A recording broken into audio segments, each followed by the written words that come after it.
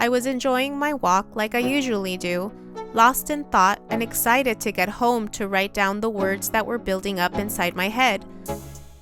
When up ahead a lady started shouting, interrupting the soundtrack to my life as it played in my ears.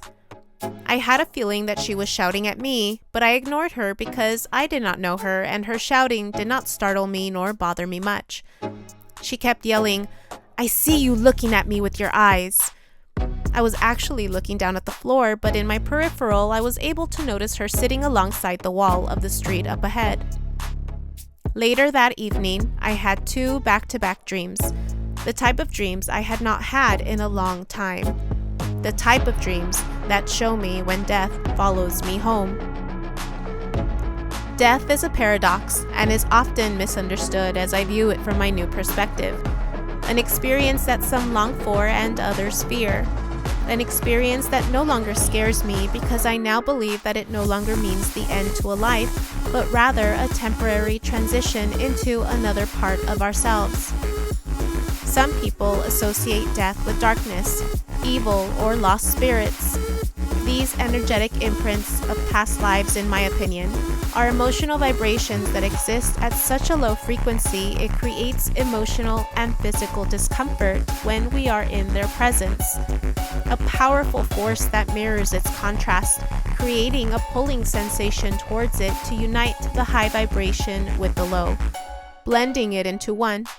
Because regardless of what side of the spectrum we exist in, we all stem from the same vibrational source.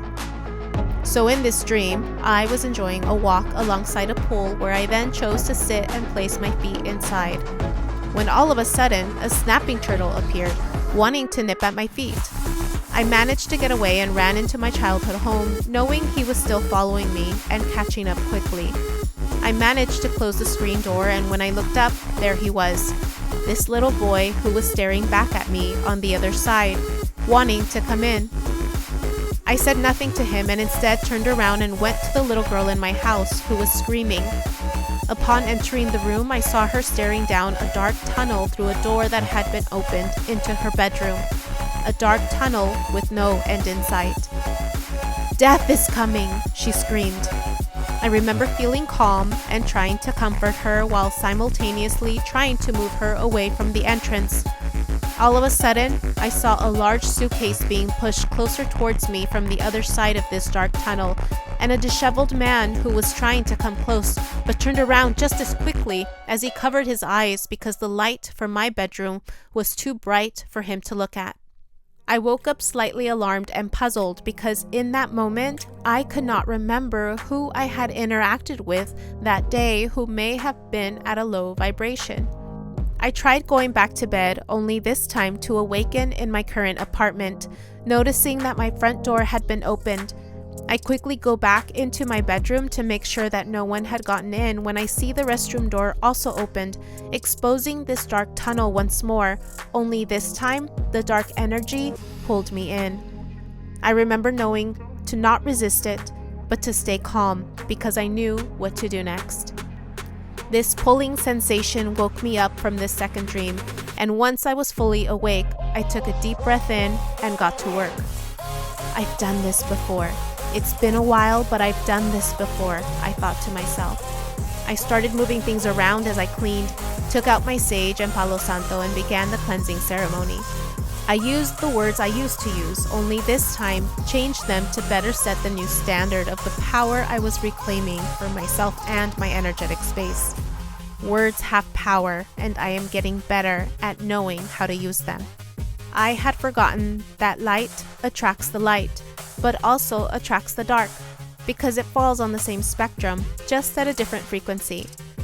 The dark is simply an existence that has separated itself from the light, source energy or God. An energy that feels like death, but really isn't. An energy that has pinched themselves off from source to the degree that they have forgotten who they are, whereas I remember and I now know the power that I hold inside. The power to know that I can easily move this low vibration energy into another space without it taking me with it. The last time I had to do this, I had been working with a client via telehealth. She had been sharing with me the story of her childhood trauma with so much intensity. Later that night, I dreamt of a man entering my space. At first, I thought he was my brother, but as he got closer, he was unfamiliar, and I sensed his intentions not being kind. He treated me like a little girl, tucking me into bed in a passive-aggressive manner in attempts to overpower me, and then he leaned in, whispering in my ear, "I'll be back." I woke up confused and then tried going back to sleep. In the second dream that same night, I was in my bedroom, cleaning out my bed, when I noticed an unwanted bug. "How did you get inside?" I asked it.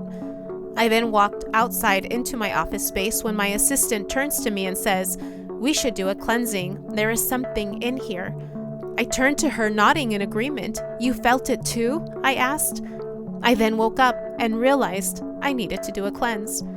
It wasn't until later that day, as I tried to retrace my steps, that I realized I had not gone anywhere, only worked from home, when the experience with my client came to mind.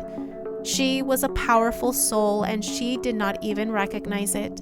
She had offloaded her story and the energy that was holding on to her onto me through the computer.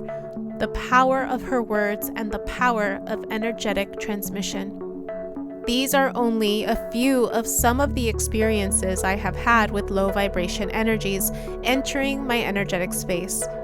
But I've had many dreams preparing me for what to do in cases like these. Death is not something I have been close to like other people whom I've met. People who are able to tap into this world in different ways, while they sleep, while awake, and those who are often close to experiencing death multiple times in a lifetime. Experiences that let me know we all have the same purpose, just presenting itself in different ways, to shine the light on the living dead.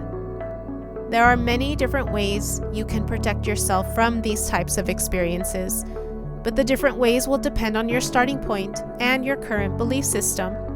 For there is no single way to protect yourself. The power of your thoughts and beliefs are what will guide you to know what steps you need to take next. I have found what works for me, knowing I can always change my mind and my process to make it better. That is the power that I now know I have, for that is what I have done to work with these energies that sometimes surprise me in the middle of the night. My name is Yubi, and this is my Transformed Truth. Thank you for watching You Becoming Healed, where I model and teach you how to own and transform your truth for healing. Until next time.